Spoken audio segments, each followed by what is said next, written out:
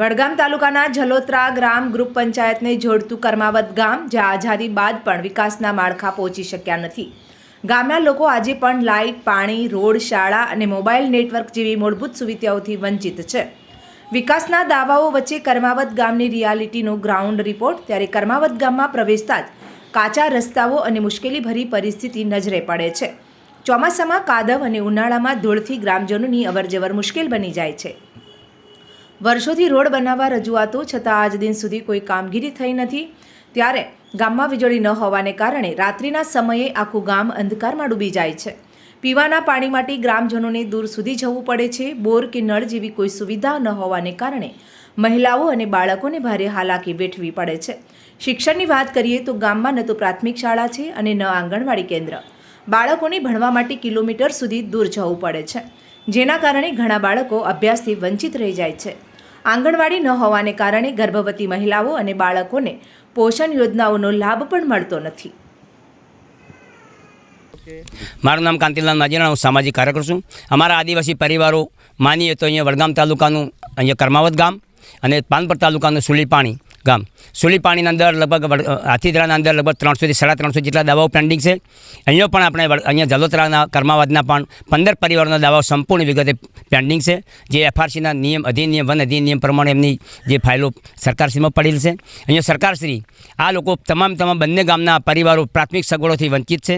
પીવાના પાણીની વાતો હોય, શિક્ષણની વાતો હોય, રોડ રસ્તાની વાતો હોય, આરોગ્યની વાતો હોય કે પછી એમને વીજળીકરણની વાતો હોય, તમામ સગવડોથી વંચિત છે. અને પોતાના માનવ પોતાના મૂળભૂત અધિકારો છે એ અધિકારોથી આ તમામ પરિવારો વંચિત છે. સરકાર સત્વરે આ સગવડો, અમારી માંગ અને માગણી છે કે સરકાર સત્વરે આ બાબતની જે તમામ માંગો પૂરી કરે અને આ બાબતના અમને દાવાઓ મંજૂર કરે, જેથી કરી સરકારશ્રીની તમામ જે મળતી સગવડો અમને મળી શકે. સરકાર દ્વારા કરોડો રૂપિયાની ગ્રાન્ટો પણ આપવામાં આવે છે. સાચી વાત છે. સરકારશ્રીની અનેક યોજનાઓમાં કરોડો રૂપિયાની ગ્રાન્ટો આપવામાં આવે છે, પરંતુ અહીંયા આપ જોઈ રહ્યા છો કે મોટા હોર્ડિંગો પણ લગાવવામાં આવે છે કે ભાઈ આદિવાસીનો વિકાસ, પરંતુ અહીંયા જોઈએ બંને ગામની પરિસ્થિતિ તો આદિવાસીનો વિકાસની જગ્યાએ વિનાશ થઈ રહ્યો છે. અહીંયા જળ છે નળની જો વાત છે તો અહીંયા કોઈ જળની તો વાત ક્યાં રહી, પરંતુ અહીંયા નળની વાત કેવી રહી, જળની વાત કેવી રહી, પરંતુ અહીંયા પાઇપલાઇન પણ લાવવામાં આવી નથી કે કોઈ પણ જાતના રોડ રસ્તા પણ કરવામાં આવ્યા નથી. પ્રાથમિક સગવડો અહીંયા આંગણવાડી પણ આપવામાં આવી નથી અને કે વીજળીકરણ પણ નથી. એટલે તમામ સગવડોથી વંચિત છે. એ આ બધી તમામ જે સરકારની ગ્રાન્ટો છે એ તમામ ગ્રાન્ટો ખાલી માત્ર કાગળમાંથી એમને બતાવવામાં આવે છે. માની લઈએ કે અહીંયા 2001ના અંદર ટ્રાઇબલની કરોડો રૂપિયાની ગ્રાન્ટ આવેલી છે અને લાખો રૂપિયા અહીંયા એનું ટ્રાઇબલનું એસ્ટિમેટ ગ્રાન્ટો પણ મંજૂર થઈ છે, પરંતુ એ ગ્રાન્ટ કયો છે એનો કોઈ પત્તો નથી. અહીંયા વીજળીકરણ માટે એમની ગ્રાન્ટ મંજૂર કરી હતી, પરંતુ કોઈ સગવડ થઈ નથી. મારું નામ કાંતિલાલ માજીના, સામાજિક કાર્યકર. ઓકે, શું નામ? મણાભાઈ વીરમાભાઈ મોરજીયા. અમે કર્મવાદમાં છે એક આદિવાસી ઘણો વર્ષોથી હોય રહીએ. અમે પરંપરામાં ડોહાય ગુદરી ગા અમે ખાસો વર્ષોથી અમે રહીએ, પણ અમારા પંચાયત ગામ પંચાયત લાગે એનાને અમે એટલી વિનંતી કરીએ કે અમને કે પાણીની સુવિધા કરે અને થોડી આ છોકરો ભણે અવર જવર કરે તો અમારે લાઇટની સુવિધા નહીં, તે લાઇટની કરે. એક બાલવાડી અમારે કરે અને 1 થી 3 ધોરણ સુધી જો અમને શાળા કરી આલી હોત તો સારું હતું, તો અમારા છોકરાને થોડી તકલીફ ન પડત ને થોડું અભ્યાસ કરતા શીખોત, ભણતા શીખોત. અપણ પબ્લિક પડે છે એ તો અપણમાં અમારે થોડો એટલી સુવિધા નહીં. ક્યાંથી ભરી લાવો છો પાણી? પાણી અમારા જૂનો એક કૂવો હોય, જૂના કૂવામાંથી, આ જૂનામાં જૂનો કૂવો વર્ષોનો, તેમાંથી ભરીએ. પણ ઉનાળો આવે એટલે સાહેબ પાણી પટી જાય, પછી અમારે ફેર બોરોથી પાણી 2-3-4 કિલોમીટરથી લાઈને પીવું પડે. અમારે તકલીફ ઘણી તકલીફ. આ બૈરોને ખૂબ તકલીફ પડે, અમુક મજૂરી કરવી, પાણી લાવવું ખૂબ તકલીફ પડે અમને સાહેબ. ગ્રામ પંચાયતમાં ક્યાં રજૂઆતો કરી? રજૂઆતો તો ઘણીએ કરી કે હેડપંપ કરી આલશું, પણ ચૂંટણી આવે એ વખત કરે બસ, ને પછી પટ્યું. પછી કે અમારે કે આ તો કે જંગલની જમીન હે, જમીન જંગલમાં કે અમારે કોઈ થતું નહીં એમ કહીને પંચાયત અમને એ રીતે કહીને ઊભું રહે. ને ચૂંટણી આવે એ વખત અમને એમ કહે કે તમને વોટ આલો અને તમને અમારે જે માગણી એ પૂરી કરો. તો અમે પહેલો તો અમે આ હેડપંપનું જ મૂકીએ, પાણીનો જ અમારો મોટો સવાલ. પણ એ વોટ લઈ રહ્યા, વોટનું પટ્યું એટલે અમને કોઈ સુવિધા ને પાણીને કોઈ નહીં. તો કે તમારે કે જંગલ ખાતું લાગે, કે જંગલ ખાતામાં કોઈ ન થાય કે આવી રીતે.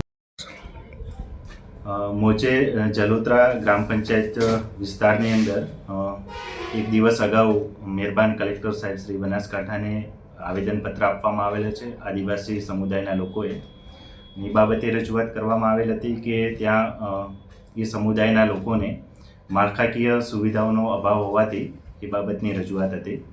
જે બાબતે ગ્રામ પંચાયત દ્વારા તલાટી કમ મંત્રીશ્રી અને સરપંચશ્રી દ્વારા ખાતરી કરાવતા મોજે જલોત્રા ગ્રામ પંચાયત છે એ અંદાજિત 2011ની વસ્તી મુજબ 4822ની વસ્તી ધરાવતું ગામ છે. પરંતુ જે આદિવાસી સમુદાયના જે લોકો છે અને જે એમની રજૂઆત હતી એ લોકો હકીકતમાં ફોરેસ્ટ વિભાગની જે સર્વે નંબર છે 59, 60 અને 61 જૂનો રેવન્યુ સર્વે નંબર, એ લોકો વર્ષોથી ત્યાં વસવાટ કરતા હતા.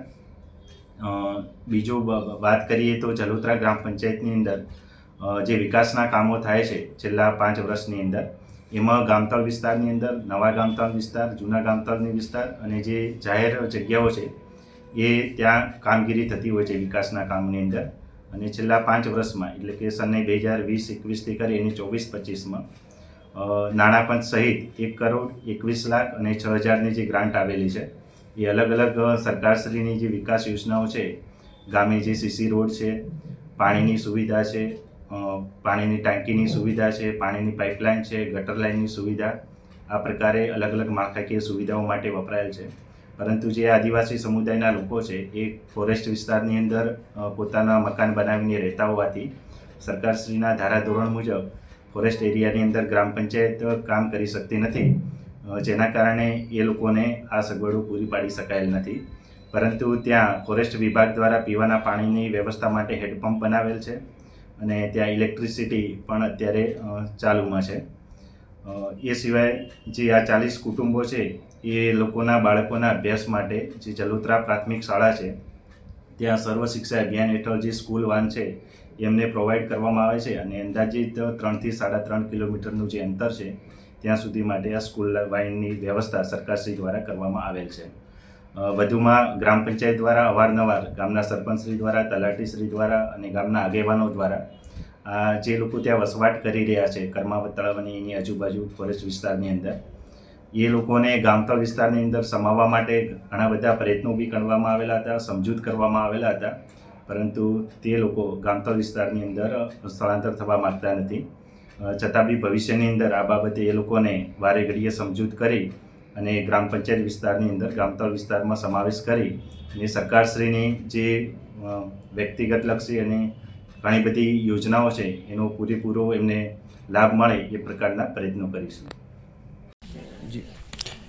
મારું ગામ જળોત્રાની અંદર કર્માવાદમાં આવેલું છે.